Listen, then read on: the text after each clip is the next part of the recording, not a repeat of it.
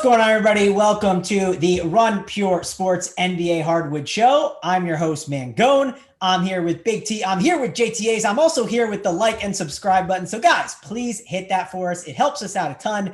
But we're on the Tuesday show, and we were talking before the show. We all love this show. We like getting on and having a good time. We'll kick it off with Big T in the one hole. Tony, how's it going over there, my man?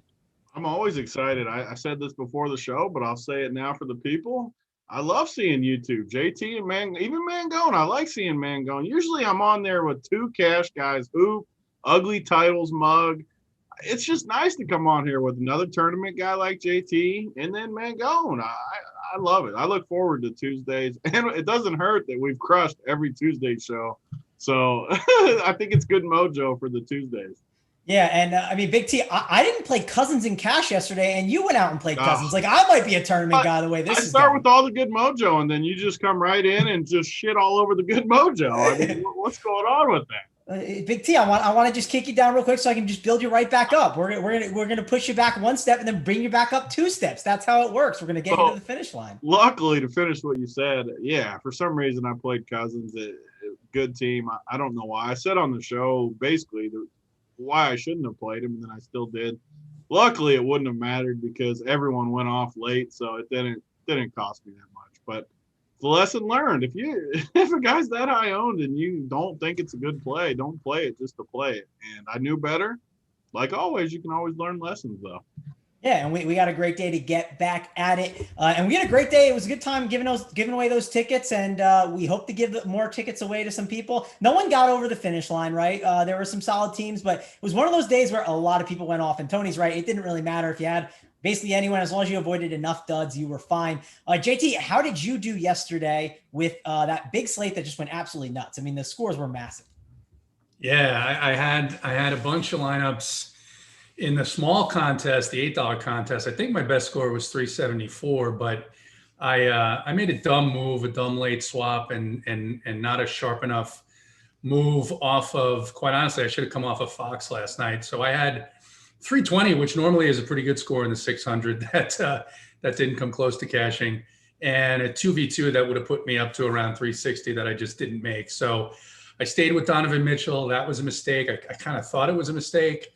I was able to get Whiteside in a bunch of lineups. That worked out well, but it's a tough day. There's nothing you can do about it. Those days where, everything hits right, all the swaps, all the guys that get bumps hit right, scores are going to be high. I mean, the winner in the $8 was, I think, 435. So you see that about once a year. So that happened, and let's move on. A lot of subs did well. Some of our guys did pretty well, but it's a tough night overall if you didn't make the right last minute adjustments. And honestly, the slate changed completely from lock on. There were so many plays that you wouldn't have touched, like a Ben Simmons or a Tobias before lock, that at 8:45 they became great plays. Whiteside becomes a great play when Holmes is ruled out. So, but it hasn't been that much every night. Last night was kind of just like it seemed every game had one of those situations, but this is definitely the type of NBA season where you've got to be monitoring all night long and get comfortable re-optimizing your teams once that late news hits. Yeah, and that was big. And that was one reason I kind of backloaded a little bit, right? And one thing I just want to mention, this is something you can put in the memory bank. The weekends is great for that, right? Because crazy stuff happens on the weekends. These guys like taking off on weekends just as much as anyone does. So, backloading can always be good. And it's an interesting slate where I'm excited to get on here and talk with Big T and JT. And I killed a little of the mojo to start, but we got Tony's Nuggets versus my Celtics. And I'm on the Nuggets side, I think, tonight, Tony. Like, I want to get in and dive in and talk about this game and get your perspective because we have value that could rise on the Nuggets. And you're the Nuggets guy, right? You can hit all the perfect value plays here and give us all the workbench plays that people might not be ready for because you're the Nuggets guy, man. Yeah, this game is just perfect. I mean, we're waiting on what? The Monte news is all we're waiting on, right? Yeah, so Monte's the big one. Obviously, if you're just trying to tune in and figuring out what's going on, Will Barton is out. Murray will be playing Jokic, but they're missing all those guards, right? They're missing Harris, right? Dozier. So they're just very thin at the guard position. If you take Monte Morris out, your boy Mr. Campazzo is going to pop in there, and he could be really chalky, or it could be one of those things that, like, if Morris is in, Campazzo could be a better play for you, I would assume. And then if Campazzo ends up being the guy at 3K and Morris is out, like, he could be super chalky. And then I'm curious to see what you would do there.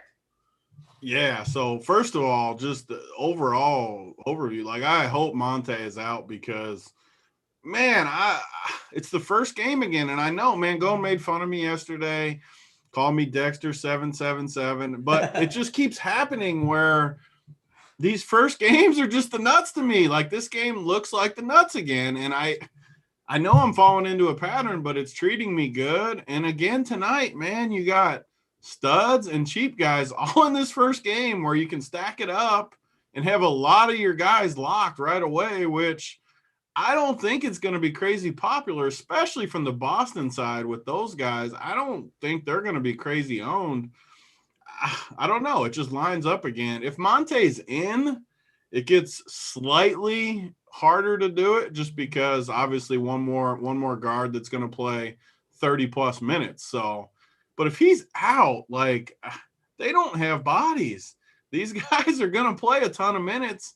And you know when Jokic crushes the most? When he gets some of these other guys in there and he gets them involved and he gets his triple-double, goes for 70. We've seen it happen his entire career. Yeah, I know they still got Jamal Murray and Porter, but they are thin to go with Jokic besides that. So, I mean, these guys, we got to wait on the news, but luckily it's the first game. If he's out, I just don't know how you don't play Campazzo. I mean, Zeke, RJ Hampton. I mean, these guys are all going to be, I mean, look at their prices, 33, 31, 34 on a slate where we have tons of studs to pay up for. What more could you want? I mean, it's just such a good spot. And the Nuggets are good enough to not get blown out, even shorthanded. So, I mean, I love it. And then I say it all the time, wings against Denver. They can't guard wings. Who in the world on this team is going to guard Tatum and Jaylen Brown? They don't have anyone to guard those two. So it literally is just the perfect spot right out of the gate. Mangone's going to be texting me at 8:15 again tonight, like, okay, Tony, 777, out in front again. And it's I don't know how to get away from it tonight. This game is too good. The only way these guys aren't crushing is a blowout, from what I see. Yeah, there's so much to unpack here. So if you don't know who Dexter 777 is, I don't know if he still plays on FanDuel, but he is the guy that if you were playing DFS in 2014, 2015, I mean, every night, 7 days a week, the dude had whatever the 7:00 game was. It was just, he had it stacked up. It was every single time, always in first place to start the night in every GPP. Every night too. Like it was insane. Like, yeah, no doubt. You look at 7:30 and Dexter is in first, even 8:00, he's in first. And then at 10:30, he was never at first anymore. Yeah, it was so good. Listen, Tony, I'm in agreement with you here a bit. One thing that I think based on the news, right? So I'm big on news. You know that, Tony. I grind that out. It's so important to me. I think what you're going to have in the ideal scenario, if you're BigT 777 here stacking up that game, what you want to have happen, Tony, is you want Morris to be ruled out, like around 5:30, correct? And then, I mean, as late as possible, because I can adjust. Like I'm planning on him sitting. I don't know if he will. Maybe he doesn't. Maybe he does. But I can always adjust the other way. Like, because these plays are still, I mean, these guys are cheap. Even with him in, I mean, what do they got? They got, counting Monte, 5 like normal pieces, Campazzo 6. They don't have dudes. So even if Monte plays, these guys aren't going to be bad plays.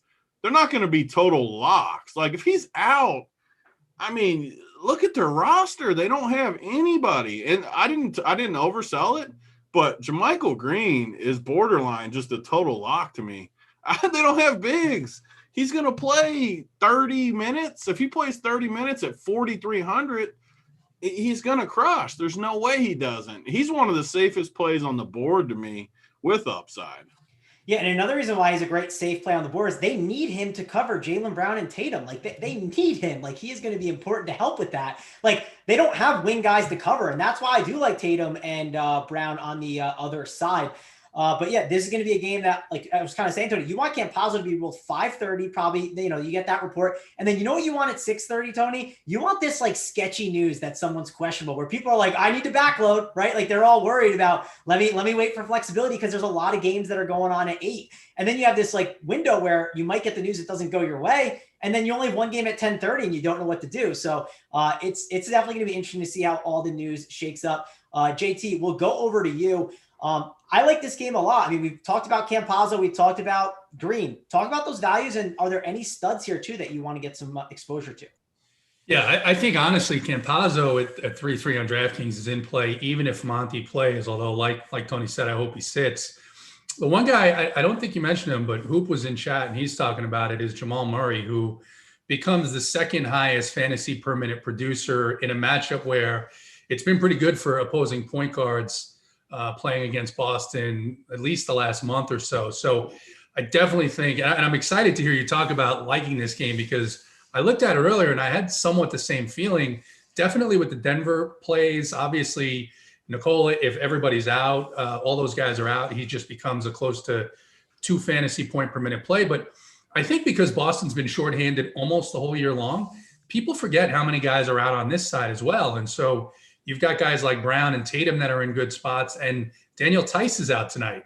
So with Tice out, it actually upgrades Tatum, it upgrades Brown, and then you have Tristan Thompson and Robert Williams, who are one or the other is going to be on the court for 48 minutes.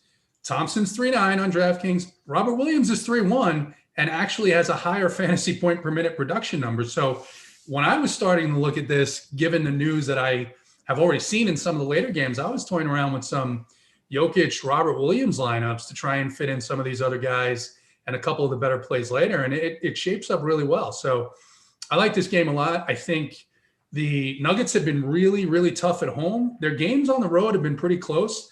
They've lost a bunch of tight ones. They've won some tight ones as well. But I think this game stays close, and I think it's a game that could produce a ton of fantasy points tonight.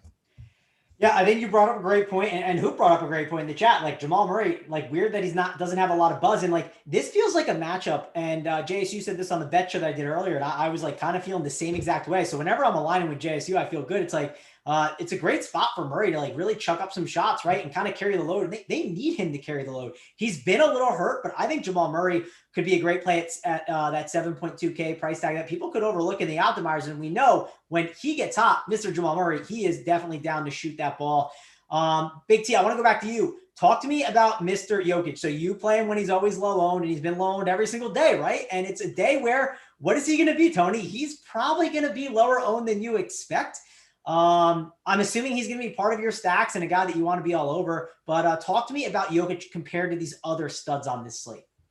Yeah, I mean, he's going to be the first guy in for me. They don't have, I mean, Tristan and Time Lord or whatever everyone calls him, they're not going to be able to handle him. So, yeah, he's the first guy in. So, not to rain on the Jamal Murray parade, but I just always feel comfortable with Denver.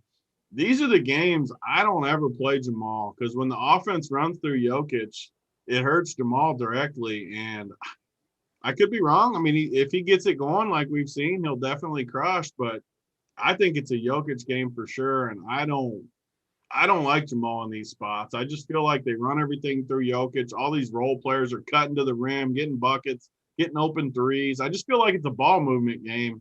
Ball movement games don't play good into Jamal. If I played Jamal, it wouldn't be with Jokic. Like, I would fade Jokic for sure. But I think it's clearly a Jokic game. I can see why people would like Jamal just because they don't have bodies.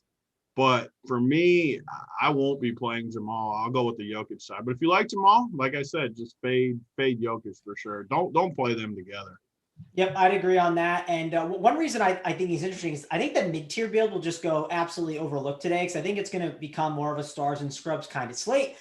Could be wrong. We'll see how it shakes up as it's going on.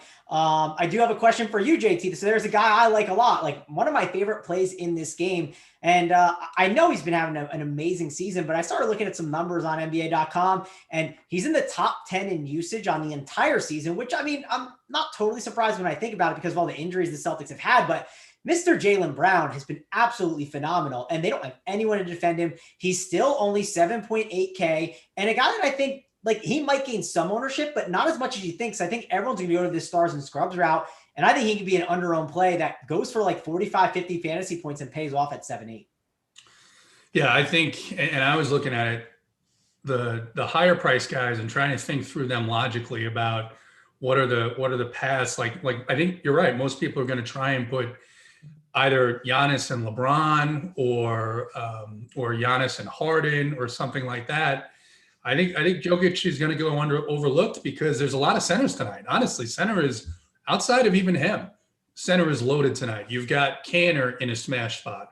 Horford is in a smash spot on a team that now that Theo Maledon is in, has gotten a little bit healthier. But you've got Ayton against the Nets, who just gave up 6,000 fantasy points to Hassan Whiteside in 24 minutes last night.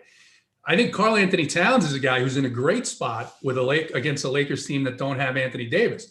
But when you look at the fact that Denver may be missing as many as 5 guys who play big minutes and look at the numbers there, I think that's a good play. And on the other side, I think Tatum and Brown are both underpriced for this matchup, because this is the type of game. We talked about this, I think, a couple of weeks ago with the Denver games. Denver seem to be pushing teams to overtime quite frequently. And so if this game goes to overtime with these guys' prices, if you don't have them, you are going to be dead. Yeah, you're bringing up great points there. I think it's a great game that can interact well with each other, right? We want to avoid these blowouts, and I don't think this is one that hits that blowout. What about your boy MPJ, Tony? Like, Mike Malone has to play him, right? You can't not here. He's going to get the run. And I think that helps, obviously, guys like Jaylen Brown and Tatum, too, because MPJ is not the best defensively, but when he gets going, he gets going, and the price is too cheap where the upside is there. Is Mr. MPJ one of those nuggets you want to get exposure to? Yeah, I think he's a clear fade. I think him and Murray are both clear fades. I like the scrubs. I like Jokic with the scrubs. MPJ just hasn't looked good to me, and I think the matchup's terrible for him. Like you said, he's got to chase Jalen and Tatum on D. They can guard him too. They're both really good matchups to guard him. I think it's a horrible. I hope he gets ownership because his price. So he's one of those plays I hope gets owned because I think he's a clear fade. Sure, he could get there and get hot, but is he really going to light Tatum and Jaylen Brown up? I don't see it. Like, I just think, I don't know. I feel really, really good about this game, and I feel strong in my convictions that Jokic and the scrubs, Brown and Tatum and maybe like the cheaper Boston guys. So I don't know. I'm going to go with that. Yeah, one last guy I want to ask you about on this Nugget side. He's a scrub too. Zeke Ninanji or whatever his name is. He got some run the last game, and if they need the bodies, do you think he gets run and becomes this 3.1K cheap guy that you can get in there? Yeah, I definitely. These Nuggets cheap guys. How fun would it be, by the way, if they played Bol against what's the dude from Boston's name? Taco Fall. That would be Could they give us like 5 minutes of that, please, just for the fans? I mean, that would be awesome to get those two in there against each other. But I don't know. All these Denver guys are cheap. They don't have dudes. I mean, seriously, like, say Monte's out. I mean, you got this Zeke dude's going to be like the first guy off the bench. I mean, there just isn't dudes. So I think he plays. The problem with it is, I mean, a couple of these guys are going to crush, like Campazzo or Hampton or Zeke or even Bol. Who knows? I mean, with these guys out, they could play any of these guys. The problem is a couple of these guys are definitely going to bust, but I can guarantee you a couple of them are going to crush too. So you just got to hope you hit the right ones. Yep, I think that makes a lot of sense. JT, like, tie this one up, put a bow on it. Like, how are you handling this game with the 8 o'clock games? Give us the overall summary. Yeah, I think this game, there's enough plays on this game, and we expect it to stay close, that I think if you play this right, it leaves you with 2, maybe 3 other spots. And I think you could have, you could go with one of the higher price guys and another lower price value in one of these late games due to some of those injuries. And then a mid-price guy. And there's a couple of interesting mid-price guys in some of these games, some that are going to get bumps and some that are just a little too cheap who haven't really been doing anything, where I think the ownership is going to be low enough that they're in interesting spots as well. So definitely like this first game to start out the slate. Yep, think that makes sense. I do want to mention before we move on, we are at 635 of you guys watching. Big T, we got 220 likes. What do you think of that? How are we looking? What do you want to do with the swag? Give the people a little update. Yeah, I mean, we've been doing good with the likes. We're doing decent, but we need more. I mean, 630, got to be halfway home like always, over 300. We've been getting like 400 likes and stuff too during this show. So we got to get, I mean, I know we're only at 630 right now, but that number is going to keep going up as we go. We got to get 400 likes. I know it's more than halfway, and we'll give the gear. I sent out all the gear last week. Everybody but larges should have their gear this week. And the larges, I know we ordered them. They should be here any minute, and I'm going to ship those out right away too, so we can get everything caught up. But if you want the gear's good stuff like this. Get it in there. Give us a like. We appreciate it. Yep, get that to 400. And just like the workbench, Tony, just don't give the like button love, right? You got to give the wife it too. You got to give the subscribe button some love too. So hit that subscribe. We got to make everyone happy on the bench. Got to make everyone happy on the YouTube channel as well. So hit that subscribe. And hey, if that thing shoots up, listen, we'll definitely be looking to do some giveaways, more and more of those tickets. So the higher that goes, faster it goes, the more excited we'll get for that and try to do those in the future for you guys. Let's dive in and let's talk about the next game. And like I said, 7 o'clock game, we got this little window where we have an hour to sit and, tinker our lineups and debate the news and debate how our guys are doing. Then we kind of dive into this Pelicans and Grizzlies game, which has a 231.5 total. And if you look at the Pelicans, last 5 games, they're not playing a lot of defense. This team has definitely struggled defensively. I think it's because they picked up the pace a bit. And this is a Memphis team that they're a little shorthanded. I don't know how exactly to attack them because it's not the most correct slate to do it, right? It's more of a stars and scrubs slate, and they don't have a lot of guys priced really low and really high. JT, what are you thinking of some of these Grizzlies here? Because I think that there are some plays here that I'm interested in. Yeah, New Orleans has been doing a really good job against centers and forwards and really big men around the basket, but they've been getting smashed by guards. They got smashed by, I think it was Levine, went off on them, Kobe White in the same game. And John Morant's sitting here at 7-5. He hasn't had that explosive game yet, that game where he goes for 55, 60 fantasy points. I think John Morant's in a great spot tonight. I think Brooks is in a good spot. Brooks is a guy that, like, you can never really go heavy on him because he absolutely has to be hitting his shot to do anything. That's the only way he scores points. But I think this is a really great spot for John Morant. You've got Grayson Allen, who's playing 30 minutes, who seems to finally found some type of groove in the NBA. Finally had some injuries that he dealt with and seems to be playing well lately. He's going to be a guy that I think is under-owned, and I don't know how much I'll have of him because there are those value plays that are really going to take away that price point where he's at for us. But I think really on the Memphis side, I'm looking at Ja, and I'm looking at maybe Grayson Allen a little bit. I'm not interested in playing centers against this New Orleans team. And with Brandon Clark back now, those rotations are a little bit less predictable. You've got Xavier Tillman in there. So it's a really 3 guys splitting the pie there. And I think there are better spots where we have more predictable usage at those positions tonight. Yep, agree on that. I do think some of these wings, though, and guards, they're interesting. And the reason why is New Orleans, they are the 3rd worst team in the league against the 3-point line, defending it. They give up 39% of the time. And I think with Bane being out, right, that opens up some opportunity for Brooks. And Brooks's minutes have been down. Talking with JSU on the bet show about it, he said, the fouls have been an issue. Let's say the fouls are not an issue for Brooks, or let's say he gets going from downtown, which this is the matchup where he can get going. I think he's a phenomenal play. He's only around like 5.5K on DK. The bonus is good for him over there. And also on FanDuel, you got to play 2 shooting guards, right? So he is definitely in play as a cheap option. Big T, am I crazy for liking Dylan Brooks here in this spot? Because I think he could be a guy that gets overlooked.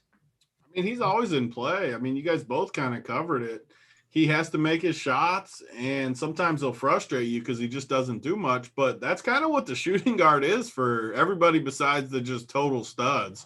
I mean, sure, the studs do what they do, but a lot of these guys are like that. I mean, the Jordan Clarkson, the Dylan Brooks, all those shooting guards like that some games he'll show you a ceiling, though, when he makes shots. Because, I mean, you look at his shots, 20 shots, 2 of the last 4 games, 13, 17. He just chucks. So when shots go in, he's definitely going to have a chance, and his price is always fair. So I definitely think he's in play, especially more so on FanDuel where you have to play 2 shooting guards. I think he's okay on DK, but on DK, the roster construction, so this whole hot streak I've been on, most of the damage has been on DK because of the stacks and stuff. FanDuel's not as easy to totally go in on a game. DK, like, it just fits so nicely together with the values and the studs and different things like that. FanDuel, where you got to play 2 shooting guards and different things, it's a lot harder to build that kind of roster construction. I don't know. So, like, on DK tonight, I don't think any of these guys are that good of plays. But FanDuel, yeah, Dylan Brooks. And then the New Orleans side, we've kind of talked about them all season. Like, if you want a floor and you land on Zion or Ingram, I think they're fine. They're okay plays, but you don't feel good. They're never going to be your first guy in or something because they just haven't shown a ceiling. But, I mean, that being said, if you get to the last spot on your team and you got 8,400 and you can play either one of these guys, I don't hate it. I think they get you 40 almost always. That's not going to kill you. So, for me on DK, I think this game's a pretty easy fade. And then on FanDuel, maybe like Dylan Brooks, Grayson Allen a little bit, like you guys kind of said. Yep, the Grayson Allen thing does make some sense too, similar to Brooks, right? And I do think Jonas Valanciunas is gonna, have to deal with that tougher matchup down low where it could funnel some passes out to the outside. So I think that is interesting. Any final thoughts here, JT, on this New Orleans-Memphis game? Yeah, the one thing I'll bring up, it's a guy that I hate to play. It's a guy that I think most people hate to play in this lineup in particular. But, I mean, Eric Bledsoe is 5.2 on DraftKings. And he's playing 30 minutes a night. Memphis hasn't been playing much defense. This is one of those spots where I wouldn't be surprised at the end of the night where you look up and Bledsoe has like 43 DraftKings points. It just seems like it's that price where it's just too cheap for him. And I'm going to have a hard time not playing him, even though he's usually more of a snowflake guy than more of a flame guy. All right, and let's interact with the chat a little bit before we kind of go to the next game. We got Anthony saying not hitting the like button is like bringing a rubber to the workbench. Big T, can you confirm that one for me? I mean, I haven't worn one in like 2 decades, so I don't know if I even remember what they're like. All right, we got very uncomfortable. That's all I remember, Tony. Dusty Watson, as he says, I missed a lot already. I'm at the start of the video trying to catch up. So Dusty, appreciate having you. Hopefully you get here and you can get a little shout out there. Mike is saying, let's go another night to make that money. Of course, we're going to help you make that money with the fire workbench plays from Big T. And also we got Sylvester in here says the people who haven't hit the like button don't get any action on the workbench. I believe you can confirm that one too, right, Big T? I mean, definitely. I'm still traumatized from JT talking about Bledsoe on here. Woo. I got to bring it up. It's the price is too cheap. It's awful. It's awful. It's hurtful. But you're. I mean, look. Would you be surprised tonight if he had 40? Yeah, I certainly would be. I would be with the way Lonzo's been going. Lonzo has been out there like chucking a lot more. So I just pulled up his box scores and whoo, it is very hurtful. That's exactly why you play him, though. That's exactly when I'm you intrigued just because I never play him either. And once you like a guy, I like when it's like what you said to start the show. All of a sudden, man, throwing a few things out there. I mean, Bledsoe catches my eye. It isn't a bad matchup, right? Like the pace is where it really gets exciting. You want him in that fast pace where he can ball hog a little bit and run up and down the court. But you're not talking me into it, JT, but maybe I'm crazy for thinking that. There is upside at the price. You're not wrong about that one. You got any other crazy plays in here for us, JT? No, I mean that's someone in the chat is saying first Snell, now Bledsoe. So yeah, I think it was last Thursday. That was the day we did the show, by the way. So you didn't about Snell, and then all of a sudden the cores he just pops up. Listen, I wanted to. So I didn't believe in Peyton Pritchard. Peyton Pritchard ended the night with I think 8 DraftKings points. So I wasn't going back to him. And Snell had been getting like 18 to 24 minutes in a matchup where they were shorthanded. And I said, he was 3-1. His price had gone all the way down to 3-1. And I said, no one's going to play this guy. They're going to play Pritchard. I want to get off the chalk a little bit. Again, this is a tournament play. And I said, if I get 15 from him, which he'd been getting, he'd like 4 games in a row between 15 and 20. I said, I'll be happy. He got me 3. It was very painful. And I'm sorry about that. So there you go. I mean, JT, I'll say this, man. From someone who suggested Paul Millsap, and it's tough to bounce back from it. That they'll never happen, man. Hold on a second. Let's not compare the two. He was definitely not the ET play of the day. He wasn't the let's be friends play of the day. He was a guy that I threw in the core to try and get up to some of these other studs. Let's not get carried away and say it's the same as you saying Paul Millsap is a core that I'm going to have in every lineup. That's just not right. Listen, we all know I have not played Paul Millsap in my cash game lineup. The optimizers have not spat him out yet this year. Actually, that one day they may have because it was a 2-game slate, but that has not been a guy that's been out there. Let's go on to the next game. But guys, before we do, please hit the like and subscribe. We're already doing pretty well, right? 311, and I'm not going to mention it for 20 minutes or more, but let's get that to 400. That's what the chat's been doing good. I mean, they've been getting better. They respect the show. They respect the winners. They'll get us to 400. Yeah, I want to get that home, and I want to get even higher, right? I want to be giving away tickets more often. Like, how fun was that last night, Tony? Being able to sweat everyone's lineups out and have a good time. Like, I enjoyed watching it and seeing how it all played out. Didn't you? Yeah, I agree completely. And yeah, it's always a good time. Yep, always a good time. Let's dive into the next game. And I'm excited to hear what Tony has to say about this. So I'll go to you first. We got Lakers. We have the Timberwolves. And the reason I want to talk about it here, Tony, is you are always like, let's not play the Lakers. Let's stay away. And I'm with you too. I have not played a ton of the Lakers. And now we kind of have to consider it. There's no AD, but they did price some of these guys up. Like Kyle Kuzma is $7K on DraftKings. What on earth happened over there? They priced up Dennis Schroeder a little, even Harrell, he's got an okay price tag, but they get that Timberwolves matchup, and no AD means LeBron James at 10.1K could absolutely dominate. Do you think this is a spot to fire LeBron James as one of your studs on a stars and scrubs slate, Tony?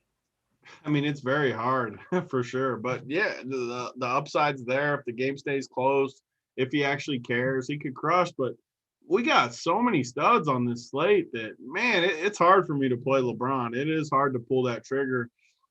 Maybe more so on FanDuel, I guess I'd like him, but I don't know. I'm sticking with it. I know AD's out, but it's still the same Lakers. It's still the same. It's just their championship pedigree type team. I can't imagine him getting up to play Minnesota tonight. I'm going to stick with that. If he beats me, he beats me. I'm not going to like him more than Jokic and Giannis and Dame and all these other guys. Yeah, he could outscore him. I mean, he's even shown a ceiling a little bit lately, so we've seen it, but it's just not for me. Like always, I'm going to take my stands. I'm going to go with it and take my chances. The rest of these guys, I mean, you can play Kuzma on FanDuel, but you're not paying $7K for Kyle Kuzma. Even as a low-owned play, you're not – I mean, that's just crazy. Even if he has a really good game, what's he going to – like, if he played the best game ever, what's he going to get you, 40? Like, he had 42 games ago, 14 shots. He went 6 for 6. The next game, 7 for 8 inside the arc. Like, that's making all his shots. What happens when he misses a few shots? I don't know. I can't imagine playing Kuzma. On FanDuel, you can because he's 5,800. That's a lot more manageable.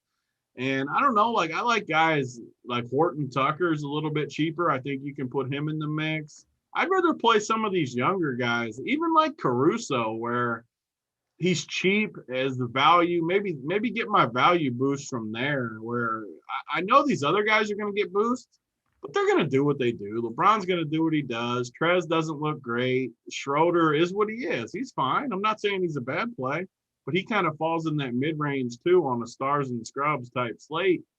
I just like the cheap guys better. So kind of like some of the other spots, I'm going to go with the cheaper guys. I think that makes some sense. JT, how about you on this game? This is what I really just don't want too much part of. Lakers Timberwolves, what are you doing here? No, it isn't a game that appeals, but when you consider that the Lakers had a tough time with Davis putting away Oklahoma City at home, you've got Karl Anthony Towns back. That's a guy that I was looking at earlier without Anthony Davis, had some decent games against the Lakers without Davis, and actually was a guy who always got up to play against Davis.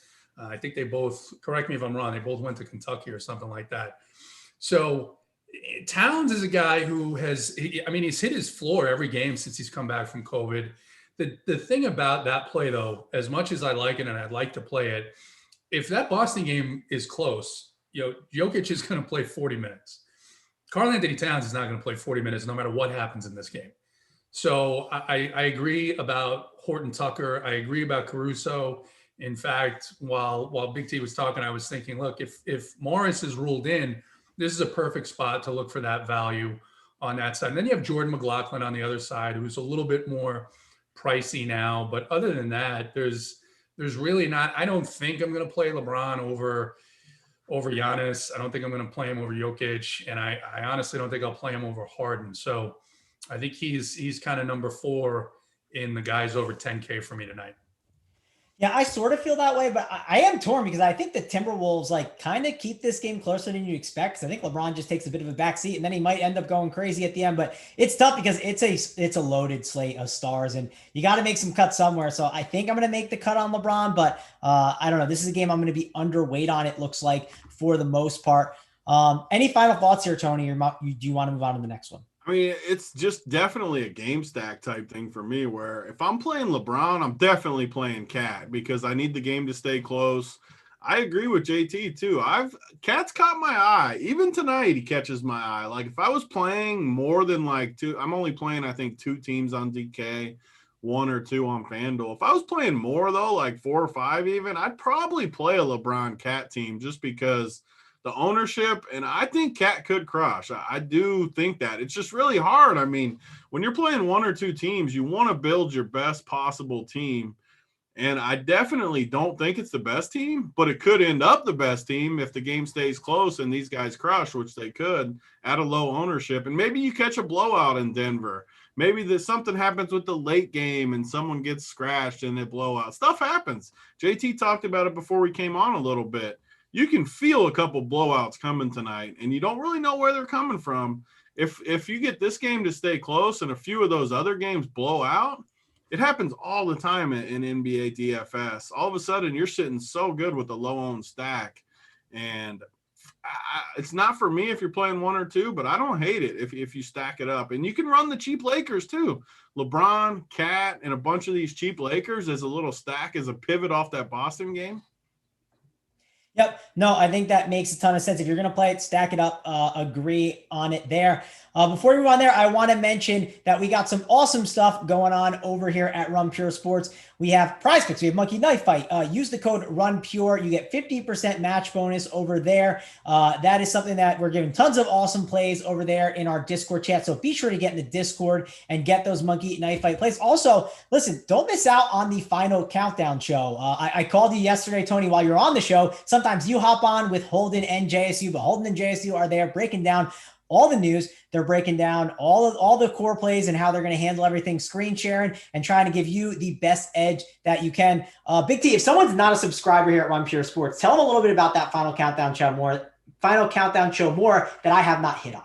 Yeah, I mean, and we've got probably the best feedback of anything we've done from that, especially after the lineup lock. That's when a lot of the decisions are made. I mean, today it's an hour gap, so today not as much, but a lot of times you're on there and you're going over some of the news hitting and where we're pivoting. And it's literally one of the best things you could have. Your money's going to be paid off for the subscription just based on that show, even where one big news item hits. I know in the Discord last night, we were all over Whiteside. I didn't end up on him because I had a lot of guys locked, including my shitty Boogie play. But if I wasn't on Boogie, the Discord would have definitely got me on Whiteside, which ended up winning people a lot of money last night. The best 2 things we do are definitely the Up to Lock show and the Discord. There's just so many things you can have in there that give you an edge. Yeah, and our boy K Fallick, he hit I think he won the $333 late slate. Yeah, so he's on fire right now. Yep, K Fallick's been absolutely crushing it. We're absolutely doing a lot of work over at Run Pure Sports. Use that code Workbench21 to get 25% off your first payment. So check that out. But we got to talk about this next game. Someone was talking trash in the thing, and I don't know who he retracted it or someone. He said, Big T, you always say you can't play the Lakers unless one of them's out. No, what I said is all season I've said this. It doesn't matter if one of them's out. I'm still not playing them. That's been my quote all year. Some teams I say that, but that's not true. That's probably why you retracted it. I don't know if you retracted it or Simon did, but the message was there and now it says message retracted. So it's not, but that's the answer to that. And yeah, I wanted to be clear about that. Yeah, and it wasn't me retracting. There's too much going on. I got to pay attention to the show. I got to talk about all the different things we have going on and provide the winners. So yeah, it was not me, but Big T's always a man of the people, always out there making sure to tell people when he's right and when he's wrong. So you love to see it. Let's talk about this next game. We have the Oklahoma City Thunder. We have the Portland Trailblazers. And listen, whenever there is Mr. Damian Lillard, as JT says on this slate, we got to go to him first. What are you doing with him? They are 5.5 point favorites in a 225 total. JT, this is a spot where I think your boy Damian Lillard could be a really interesting play. Talk to me. Yeah, he is a really interesting play. The problem, I think the challenge here is if you want to play him, then you've got to fade one of these other guys like that are, if you think about it in terms of usage, that are missing more of their team or have better bumps in better spots. I mean, Giannis against Toronto, obviously Jrue Holiday is still out. So he gets a bump from that. And then, obviously Harden with Kyrie out, there goes 40% of that team's production. So this is definitely a good matchup for him, though. The Thunder play very little defense, particularly against the guard spot. But the Blazer that, again, center's so loaded tonight. The Blazer I think I'm most interested in is Enes Kanter in this matchup. Just it's been a matchup where centers have crushed against the Thunder all season long. The Thunder are still a little bit shorthanded. They've got Theo Maledon back tonight. It looks like he's available to play, so that'll take a little bit of my interest away from Kenrich Williams. But yeah, Dame is definitely a good spot. I'll definitely have some of Dame in contests where I'm entering more than 5 lineups. It's just I don't know if he's a priority over either of Jokic or Giannis or even Harden tonight. So I think there's some other guys on this team that are playable as well. You've got Anthony Simons, who's backup shooting guard, who's going to probably play close to 30 minutes tonight in a matchup against a team that doesn't play defense against guards. And Carmelo Anthony, his price is down a little bit now on DraftKings. He's playing 30 minutes tonight. It's like it's 1999 again, and he's playing really, really well. So I think there's a bunch of plays on this Portland side. But I think my number one guy, and I don't even know if I'll get to him just because of the way I feel about Jokic, is Enes Kanter. Yeah, I think that's a great play. Looking at a guy like Enes Kanter, he's got tons of usage, and this is a matchup where, the pace is going to be good, and he's going to play a pile of minutes. Think it makes some sense. How about you, Big T? Tons of stars to pay for. Where is Damian Lillard on your priority list? It's hard to play him. I mean, it is. And I should note, too, like there's been all this chatter all day that people around this game want this game canceled. So it doesn't mean anything. I'm not saying it's going to happen, but I like to throw this out on the shows that you just, in this day and age, with no fans or light fans in the crowd everywhere, stuff can happen that you don't expect to happen. And you just have to keep your eye open for it, because say you're like 50-50 between like Dame and whoever, Giannis or somebody. If you're truly 50-50, this is what would swing it for me. It's just you don't have to worry about the game being canceled, stuff like that. For me, I don't like this game as much as other games anyways, so that's kind of where I lean. I just want to – I can't play Dame over Harden, over Jokic, over Giannis, even over Tatum, Jaylen Brown, like all those guys I like more than Dame tonight. So for me, I mean, this game is a pretty easy fade. I do like the Kanter call. But again, if I'm playing Jokic, just like JT said, I hate to echo exactly what he said, but it's tough to play Kanter when I'm playing Jokic. And Kanter is priced up. Horford is a somewhat tricky matchup for him, just a slow-footed, but he bodies him up a little bit. I don't know. It's enough to keep me off, plus the weather, plus everything piled into one. I think I'm just going to fade this game. That's interesting that you're really going to fade this game. I think the Theo Maledon being in is going to really make this kind of interesting to see where the ownership goes. Because I thought Al Horford would get some ownership in the mid-tier because, that's a lot of ball handling responsibilities for him. At 7K, I thought that he was a really interesting play that I was going to be targeting a bit in some tournaments. I thought he fit that really nice mid-range build. I like Lillard a lot. I'm still debating on how I want to do it. Because again, I like Giannis a lot. Like we'll get to him in the next game, and he's someone that I think I want to get some exposure to. and it's a massive total. JT, any interest in some of these other value plays? Like Derrick Jones Jr. is a model popper that I'm not super excited about. He's kind of someone that I put on the cash chart, but he might come off it. I'm still trying to figure out how to handle it. And once we get all this news, I'm sure it'll adjust. But what do you think of some of these other value plays?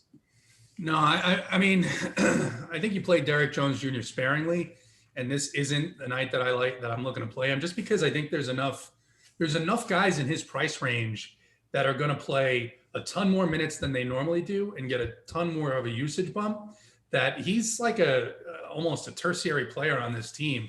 He's a guy who you need him to get steals, you need him to get blocks and things like that. And I'd rather take a chance with some of these.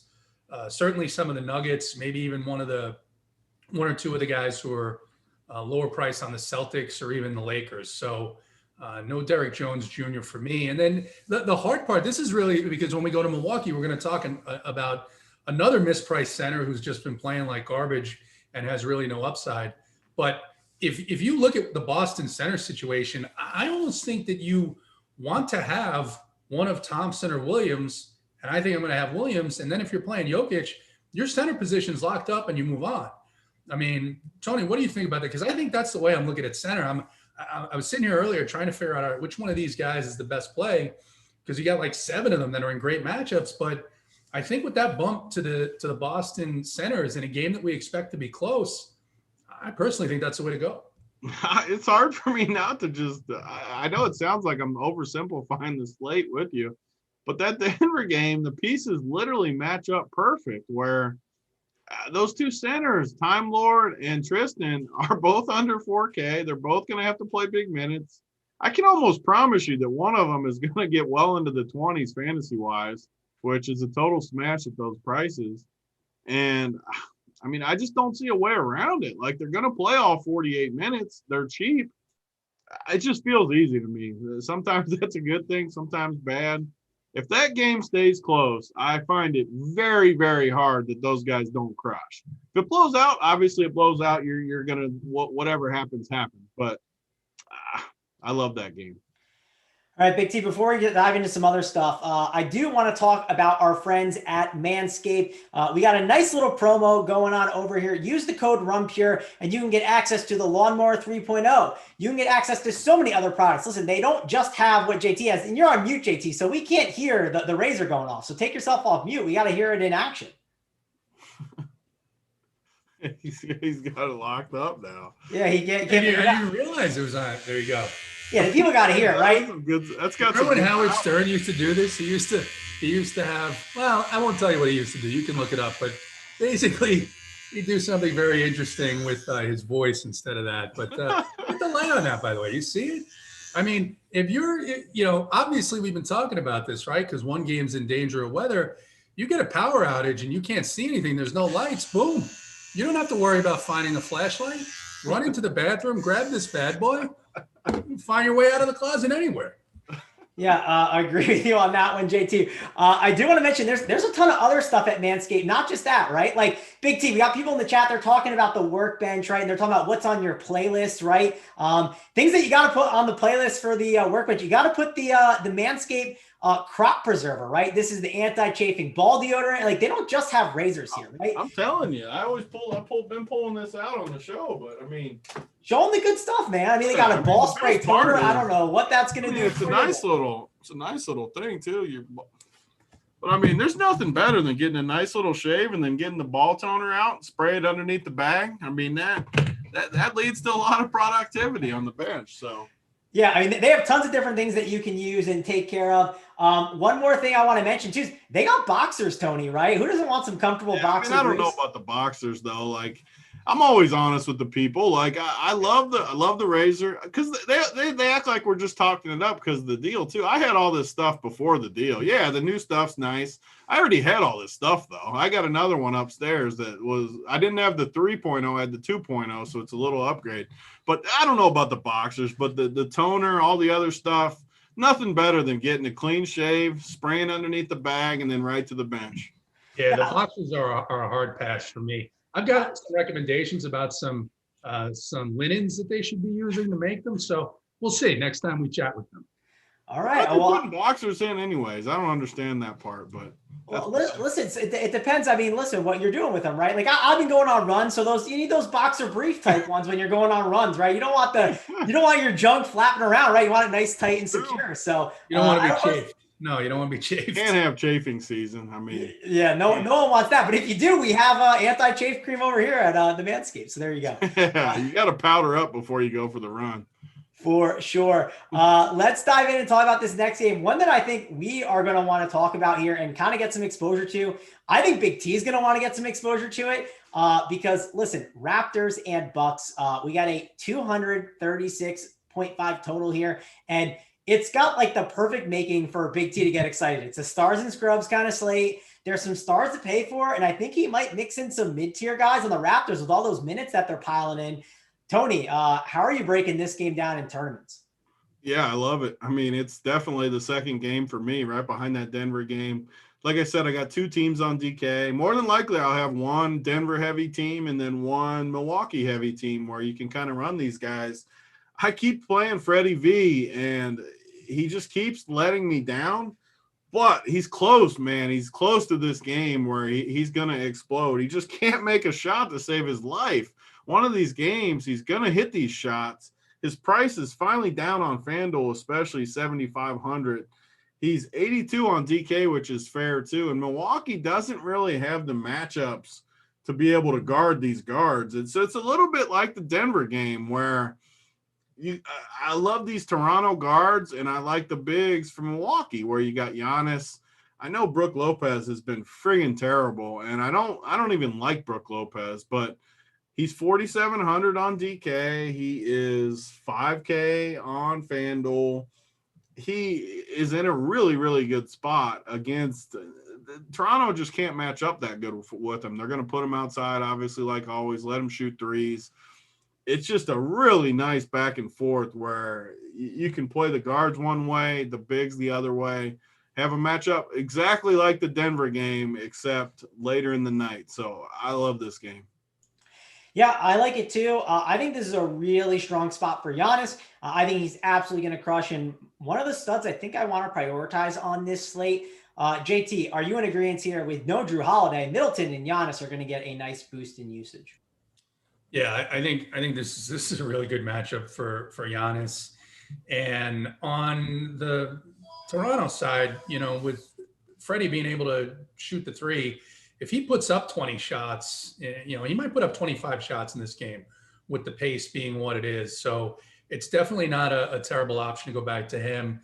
Norm Powell is still 6'8" on DraftKings. And you look at it and you say, well, that is a little expensive, except he's been going for 40. I think he went for 47, granted against Washington, but that was another fast-paced matchup where he was going to be able to get out in transition and shoot his jumper. So I don't hate the idea of Norman Powell on some teams. I think that center situation with Toronto, with Baines and Boucher, that's a little bit difficult to navigate, especially with Boucher being priced up now.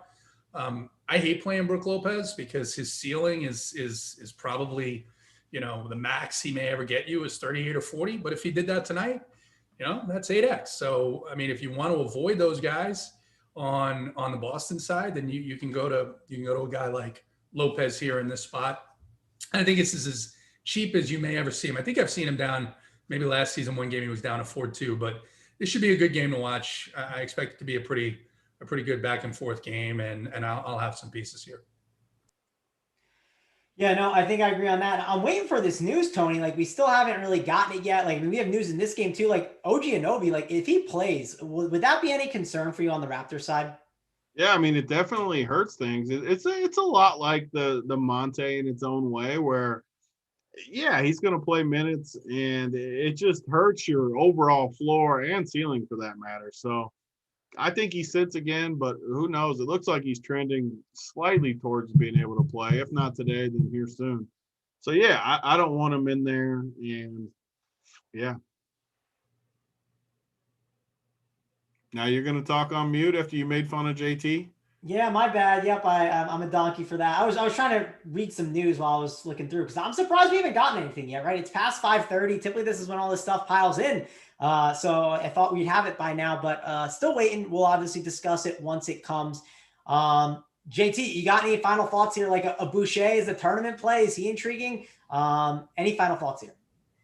Look, I mean, centers have done well against this Milwaukee team, and his price just doesn't fit with my build tonight. And, obviously, if you want to play him in tournaments, it probably doesn't fit well with anybody else's build either. At the risk of sounding like a guy who put Tony Snell in his cores, Aaron Baines has been playing 20 minutes, and he's 3-5 in a matchup that he's done well in the past. You're at the risk of Nick Nurse deciding which way to go. But I think on this slate, I think those Boston guys are going to be pretty popular. If you want to play a guy that nobody's going to play, you can play Aaron Baines. And I played him the other night. He got me 17 because I wanted to fit in some higher priced guys. So you could do worse than playing Aaron Baines. The best part about you mentioning Aaron Baines, I see Tony talking back and forth with Third and Schlong, making fun of people doing props, giving out those plays. I gave out on the show today, the bet show, I gave out Aaron Baines over at 5.5 because I think he gets a lot of run. Not a lot, but more than you'd expect. And it's a good Baines being like the type of play too that has like 12 fantasy points like 4 minutes into the game or something. He might only end at like 18, but I can see him getting that first push right away out of the gate. Yeah, no, definitely wouldn't surprise me there with him. When we're talking about Aaron Baines, right, I think that's the time to move on and talk about the last game. Which they're studs too, though. Like, not to oversell Baines, but on these slates with all these studs, like say by playing Baines and one other just total ugly punt, it got you one extra stud though at the top. I think it's worth it because these studs are in a spot to smash. So maybe Baines gets you 18, but maybe 18 is enough to get you a 70 ball from one of those top studs where all of a sudden the 88 piece from the two guys is way better than the two middle pieces other people have. Yeah, this must be one of your fans, Big T in chat. Big T with a little D. Very, very creative, very clever. Obviously, that hurt Big T's feelings. I know it did. He says, man, 17 points isn't good enough. For a guy that's 3-5, 17 points is fine if it gets you the other players that have ceiling games. So we're not going to worry about that at 3-5. We've had this argument with the chat and whoever for the entire time I've done these shows, 7 years now, however long it's been. Yeah, I'll take 17 every time. Yeah, you might not hit the nuts every time with 17. It all depends on how the slate scores. But if these studs all go for 60 plus, I promise you 17 is going to be good with these guys. Yeah, if the studs suck, then 17 is not going to be good enough. That's always what it comes down to. But I'll take 17. Tell me right now that all these studs are going to get me around 20. I'll sign up. Sign me up for it. Yeah. You talked about Kevin Fallick last night. I think what I saw in chat is he had a 345 with a 0. That was, I think, the lineup that won for him. So if 0 is enough, if everybody goes off, it's happened tons. 17.5. Yeah, and the reason why is so what happens is all these guys, when they put up their fantasy production, right? A lot of these mid-tier guys, they don't have the ceiling to get to what these other guys can, right? Like if Giannis goes for 80, you need him. And that just unlocks a completely different scoring on the entire slate that these mid-tier guys likely can't do. And if they do, you need all these guys to go for 60. You need 4 or 5 guys in that mid-tier to go for 60. And it's good luck getting that. So yeah. The guys that say, oh, it doesn't matter. Listen, me and Big T, I'm a cash guy. He's a tournament guy. This is one thing we agree on, man. I will sign up for that 17 and I will take that stud getting 60. I know JSU hates when I say this too, but I like saying it because it's the truth. The goal for us is to profit long-term, even as tournament players.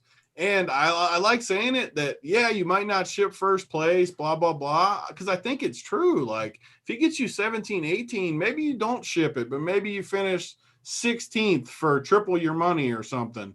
All those nights add up.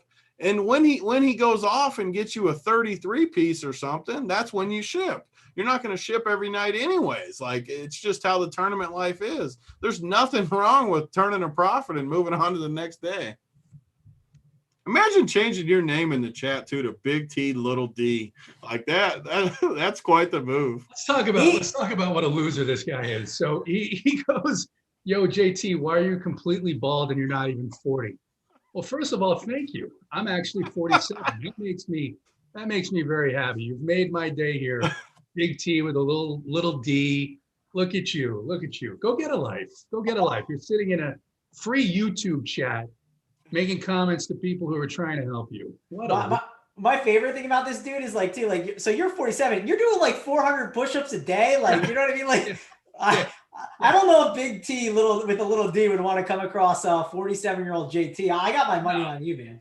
No, what a loser. I mean, what didn't someone talk about this once? These 400-pound guys in their parents' basement getting online. I'm a tough guy. I'm a tough guy. Let's go, Big T with a little D. Let's go. Yeah, no, you gotta love the keyboard warriors, and I love the trolls too. Like the trolls are my favorite. Like people think they're gonna like bother us. It only makes us laugh and makes us happier. I love it. I love it. And it's definitely him with the 4 dislikes on the video for sure. He's got 4 different accounts that he did it on. We're 12 away from giving away that swag though, right? For the likes. So guys, hit that like. I know you'll get it home. We got 755 of you watching, and we're excited to give you away some swag. And in 15 minutes, we'll be doing all the plays of the day, which will be a good time. And the chat's absolutely having a blast with this and having a fun time. We got the Griffin there, all the people, Mama for life. So it's a good time. Let's talk about this last game here though, and we got to spend time on it, right? We got Kyrie Irving ruled out, which was massive for me. I jumped on all these different props. It's basically free money coming in with James Harden today because he's going to absolutely crush. And it's like I got to pick between Harden, Giannis, and Jokic, and all these different stars. LeBron, Big T. I'll go to you because I feel like you're good at this, right? Is this a spot where on the second night of a back-to-back against the Kings, do you have some concerns with James Harden here in this spot? And maybe they rest him a bit early and he doesn't get to that ceiling and all these other studs are in good spots. Yeah, I have a ton of concern. And the biggest concern of all is that there's no other games after 8 p.m. So I know that they ruled Kyrie out early, but there's definitely times that he could still get ruled out and they just punt this game or something. So I have a lot of concerns. I think Phoenix is in a really good spot to blow out Brooklyn. I mean, Brooklyn coming off a big win yesterday. They look good too, to where I just could see a major letdown tonight for Brooklyn against Phoenix. Matches up really good with Harden too. I say all this and I'll still backpedal and say like Harden is probably my second favorite play of the slate, but he just doesn't necessarily fit my roster construction. Like I like a lot of those other guys and I just have a hard time fitting Harden. And then my concerns on top of it, I would rather just root for a blowout, honestly. Like if this game stays close and he plays, he's going to crush. It's that simple. But I also think Giannis can crush, Jokic can crush, Jalen and Tatum and Jaylen Brown can crush. All these guys can crush. So I'm not that worried about Harden beating me. But, man, he's going to have a lot of usage when this game goes. I do think you can go to some value here. I mean, all these cheap guys, it's another spot where they should get a big boost. I mean, the TLCs, the Shamots, the Tyler Johnson, Chioza, all these guys are at least in the value range where you can go there. If I was playing late guys, I always say this, but I would for sure have 2 guys to where if anything crazy happens, you can have a pivot at least. Because who knows who gets rolled out these days? You just don't know. So just leave yourself with options. Like if you only play James Harden and somehow he got ruled out or something, you just don't have anywhere to pivot. So I'd like to put a cheap guy with him, and then maybe you pivot to 2 middle guys, or who knows, you play CP3 and he gets ruled out. Then you just need to play 2 guys, I think, when it's a standalone late game and there's just nowhere to pivot.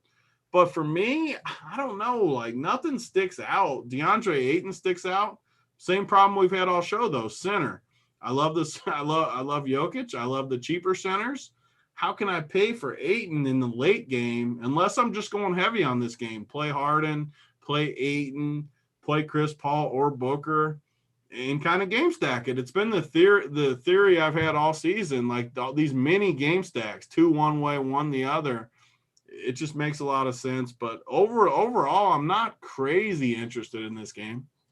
Yeah, and you mentioned all those centers, right? Another one is DeAndre Jordan in this game, right? At 4.5K, he could easily pay off that price tag.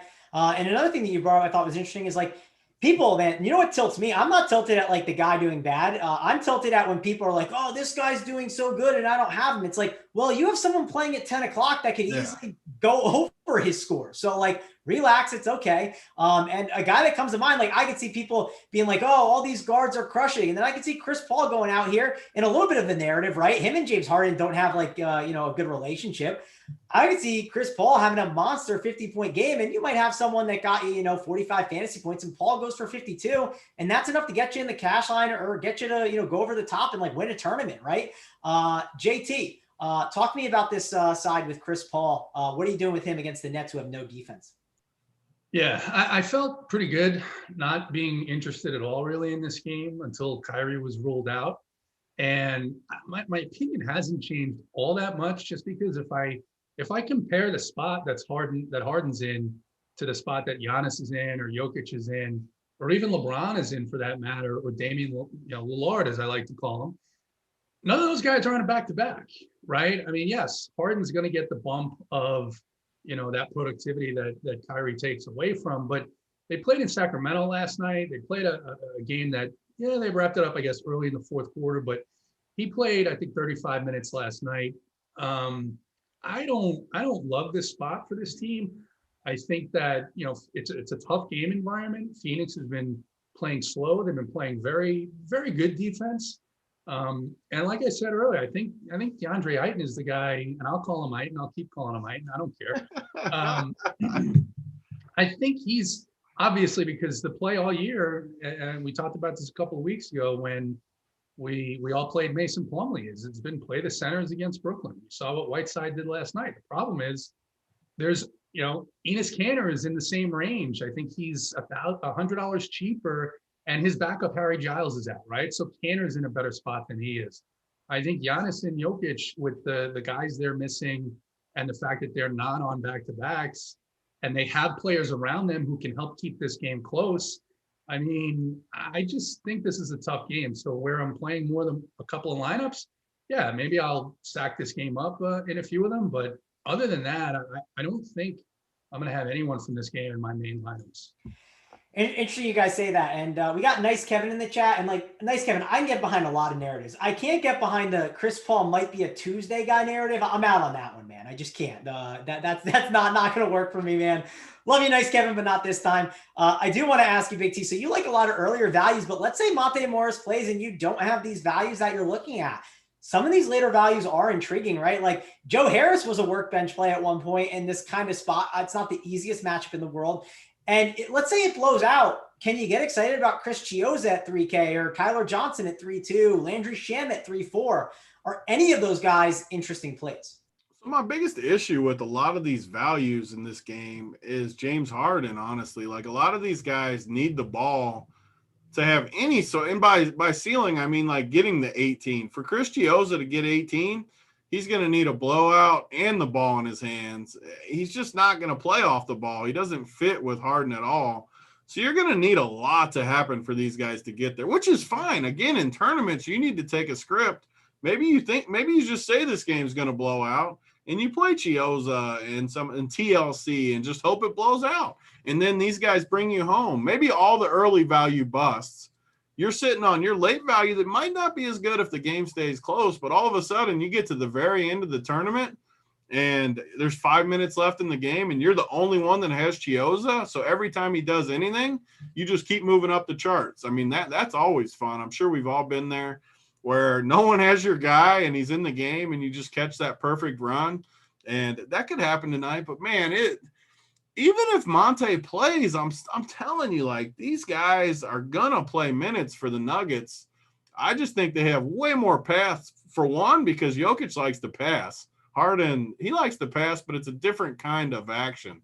Like, he's going to drive and kick. Jokic is going to stand and pass, and everyone's going to be cutting off it, getting easy buckets. So I still side with the early value for sure.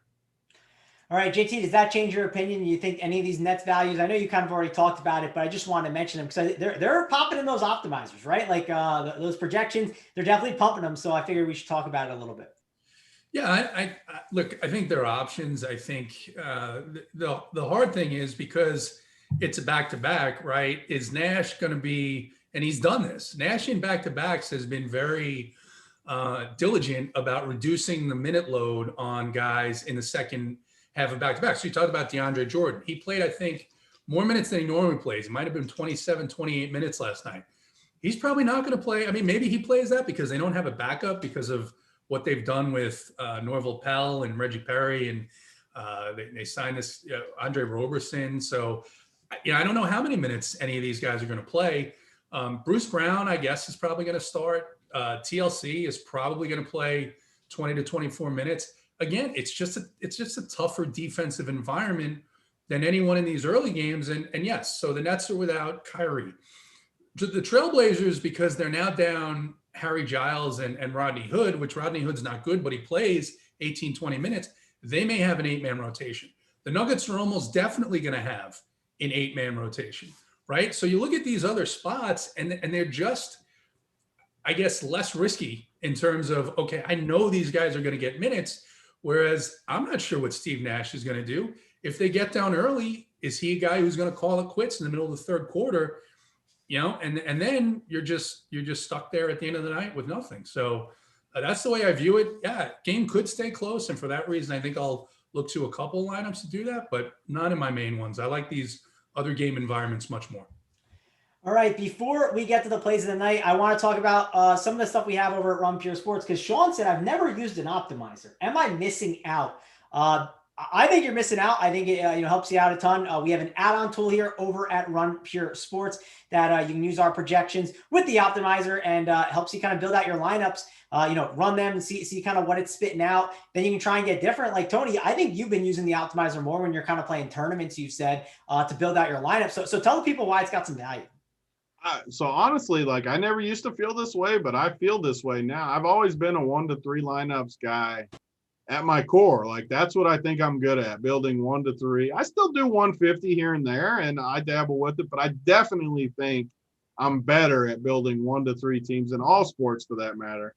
But with basketball and projections being so fluid, I think even if you're playing one team and not using an optimizer, I'm not saying you got to play the optimized team either.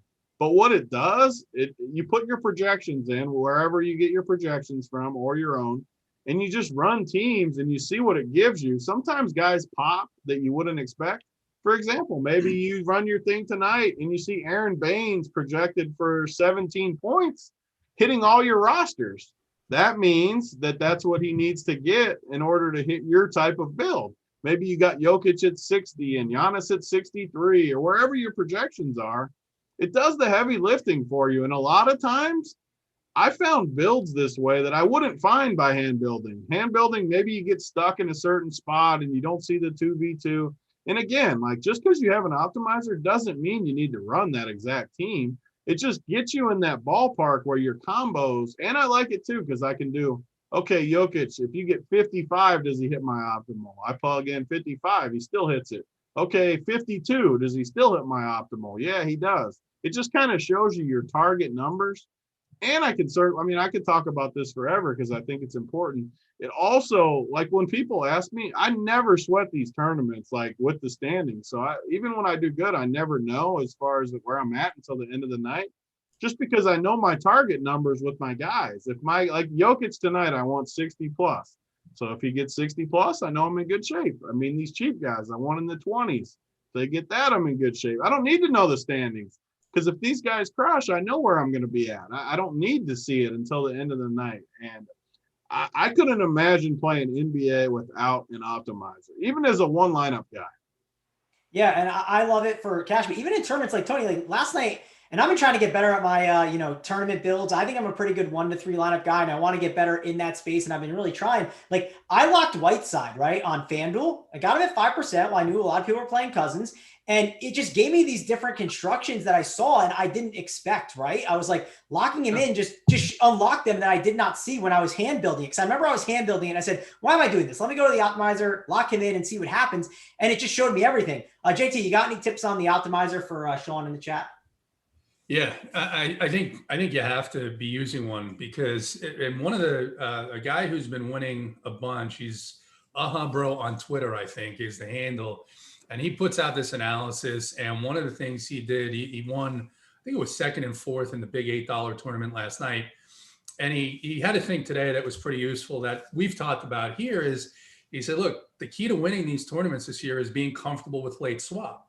Well, even if you have one lineup, when there's big news, you got to go back to your opto and say, all right, now all of a sudden, let's take last night, for example. Joel Embiid is ruled out. Well, there goes, 36 minutes and all this usage to go around. So what do? You go back to the optimizer, update it. Usually they're already updated within a few minutes after that news coming out. And now you can rerun whatever lineup, whether it's 1 or 10 or whatever. And you say, all right, now it's putting Ben Simmons in 90% of my lineups, Tobias Harris in 90% of my lineups. You know that a lot of people didn't do that last night because Simmons was like 7% owned.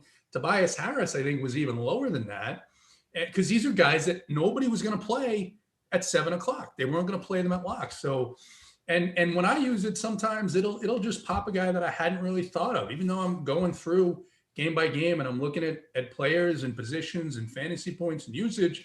It's going to give you a player or two. Like for you guys, I mean, I already had seen it earlier.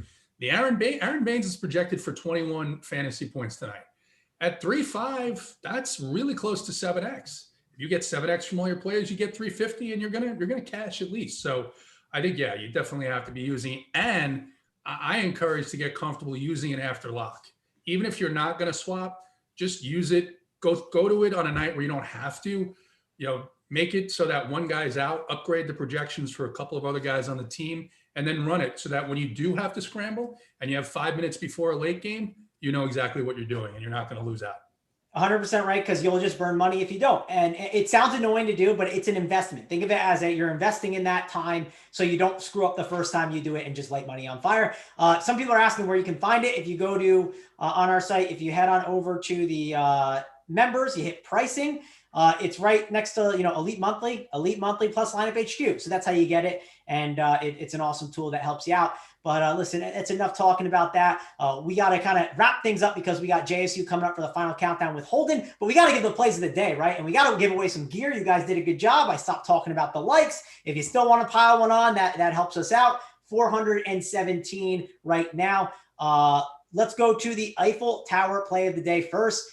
Simon, cue up that graphic. JT, who is your guy?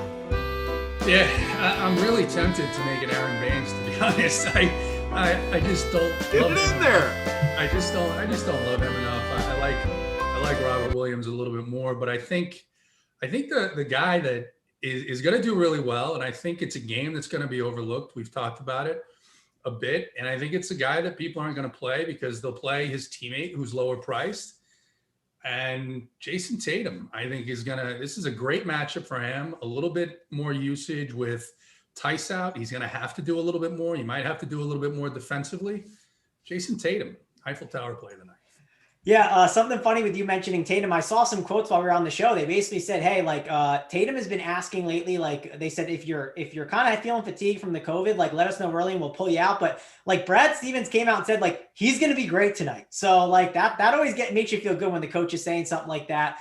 So that's good for Mr. Jason Tatum. Before we get to Big T's workbench play, I'll give my play of the day. I'm on the other side. I like Jaylen Brown. I think that he is someone that can absolutely dominate here in this spot. I think he's ran a little poorly in the assist department lately. I think this is a spot where he's going to have no one that can defend him. And if he wants to get there, he's going to get there to the hoop and be able to dominate.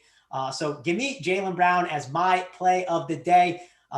Tony, give us that workbench play of the day. I wonder if you're going to stay in the same game. I'm assuming you will. So, first of all, on this Tuesday show, we've crushed it. Ever since Millsap got that bad mojo out, we've crushed. Last week, the big hit had both of the plays in there, the Eiffel Tower, the workbench. Your guys' plays are these two. One thing people haven't been doing either that I think we can get the edge this year is they never play the two stars together. I think it's one of those things that people just have in their head that both guys can't get there. I don't think hardly anyone is going to play Jaylen and Tatum together tonight, especially with Jokic, where all three studs like that. It just fits. I love both of those plays. And I wish we had the Monte news because I don't want to give a play that if he's in, I don't like quite as much. So I'm just going to go with the guy that I know for a fact is going to crush. He is going to be a little higher owned than I like to give out on the workbench, but I don't have the Monte news, so I don't want to give a bad play and then somehow have to circle back in the chat like I've done at times in the past. So I'm just going to go with JaMychal Green. I know he's going to crush. He's cheap. He'll be a little bit owned, so he's not going to be the normal 1%, but he's going to crush. He's going to get you probably 35 fantasy points for 4 or whatever he is. Total crush, which is what the workbench is all about anyways. If he's owned, that's fine. Sign me up. We got 3 guys, and this first game is going to be, it's going to be tasty. Yeah, and listen, he is probably going to be the highest owned guy in the slate, Tony. But you know what? I'll let it pass. I want to keep the good mojo going here, right? And people know he's gonna be the highest owned guy, really? I think so, Tony. But I mean, if you got Michael Green, yeah, I mean, he's really safe value. So I don't know if that makes you change your decision on it. No, I mean, because I think he's got upside. Like, I can't fade him, so like it doesn't change anything in my mind. He's one of those. He's gonna crush. There's no way he doesn't. Yeah, but people get it, right? If Monte Morris is out like that, then fire up that Camposa, right? For sure. But all those guys, like I just want Monte to be out, and all these guys are going to crush. I know a lot of people are scared to play this Zeke. Honestly, if I knew Zeke's probably the play, I should just say it because he's lower owned. I don't know. I'm kind of wanting Monte to be in so that these guys all don't get over owned because I think they still crush. I think Zeke plays a decent amount of minutes. They don't have bigs. He's going to play some of the 4. So I love Denver. Part of me hopes Monte plays so that I can get these guys lower owned. Yeah, I'll say this. I mean, Tony, I see you do this in the playbook sometimes. You kind of switch the workbench play if you have to, right? Because of some of the news. Go subscribe to Run Pure Sports. Use that code WORKBENCH21 to get 25% off your payment to find out what Tony does finalize with the workbench play. But we'll stick with that for now. And to be nice, Hoop would probably, shut it down. But I'm going to be the nice guy. Keep that good mojo going because we're going to ship tonight, Tony. Can we get a windmill when we get on out of here? It's never can be forced. I can't force it, or we're going to ship again. I tried, JT. Give me your final thoughts, and then we're heading out of here, JT. Yeah, no, I think it's going to be interesting. I'm like I said, we expect that first game to stay close. It'd be great if it goes into overtime, and then just pick and choose a couple of plays from the remaining games, and I think it should be good. Yeah, and I'm going to give away some gear to someone real quick. I'm going to give it to Tyler because he said, why not just give both of them? He's in agreement with what I'm thinking. Then when we get the Monte news, we will know. So Tyler, hit us up, info@Run Pure Sports. You're the guy getting some gear. Thanks a lot for joining us. JSU and Holden are up next. For me, Mangone, Big T, and JT. See you guys later.